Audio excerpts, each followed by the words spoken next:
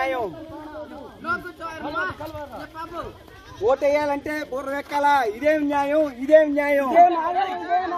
ఓటెక్కాలంటే గుర్రం ఎక్కాలా? ఇదేం న్యాయం? ఇదేం న్యాయం? మడ్రేవ్ గ్రామస్తులు ఓటేయాలంటే 30 కిలోమీటర్లు గుర్రం ఎక్కి వెళ్ళవలసిన పరిస్థితి. ఇదేం న్యాయం? ఇదేం న్యాయం? 30 కిలోమీటర్ వెళ్ళాలా? ఇదేం న్యాయం? ఇదేం న్యాయం? అంటే 30 కిలోమీటర్ వెళ్ళాలా? మడ్రేవ్ గ్రామస్తులు ఓటు వేయాలంటే 30 కిలోమీటర్ వెళ్ళాలా? మడ్రేవ్ గ్రామస్తులు ఓటు వేయాలంటే 30 కిలోమీటర్ వెళ్ళాలా?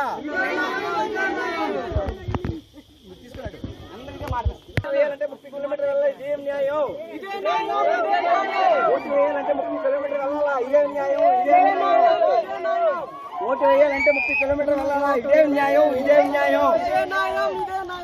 ఓటు వేయాలంటే 30 కిలోమీటర్ వెళ్ళాలా? ఇదేం న్యాయం? ఓటు వేయాలంటే 30 కిలోమీటర్ వెళ్ళాలా? ఇదేం న్యాయం? ఇదేం న్యాయం? ఓటు వేయాలంటే మడ్రేవ్ గ్రామస్తులు ఓటు వేయాలంటే 30 కిలోమీటర్ వెళ్ళాలా?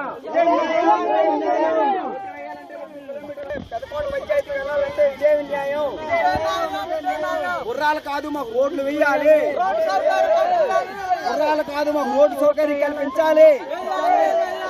గుర్రాలు కాదు, మాకు రోడ్డు సౌకర్యం కల్పించాలి. గుర్రాలు కాదు, మాకు రోడ్డు సౌకర్యం కల్పించాలి. కల్పించాలి. అలా ఉంచు. ఈరోజు 18వ లోక్సభ ఎన్నికలు జరుగుతున్నాయి ఆంధ్ర రాష్ట్రంలోని. ఈరోజు అల్లూరు సీతారామరాజు జిల్లాలోని ఈరోజు ఓటు వేయాలంటే కనీసం 30 కిలోమీటర్లు పెదకోట గ్రామానికి వెళ్ళవలసి వస్తుంది. ఈ గ్రామానికి వెళ్ళాలంటే పెదకోట గ్రామం నుంచి మడ్రేవ్ గ్రామం నుంచి దాయిత్ గ్రామానికి 5 కిలోమీటర్ల దూరం, దాయిత్ నుండి బళ్ళగూరు వరకు సుమారుగా ఒక 8 కిలోమీటర్ దూరం, అక్కడి నుంచి పెదకోట వెళ్ళాలంటే 8 కిలోమీటర్ దూరం, మొత్తం కలిపి 30 కిలోమీటర్ దూరం గుర్రాల మీద ప్రయాణం చేసే పరిస్థితి.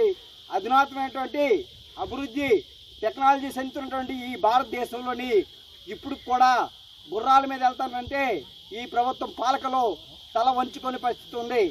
ఈ మడ్రేవ్ గ్రామంలోని సుమారుగా 140 మంది ఓటర్లు ఉన్నారు.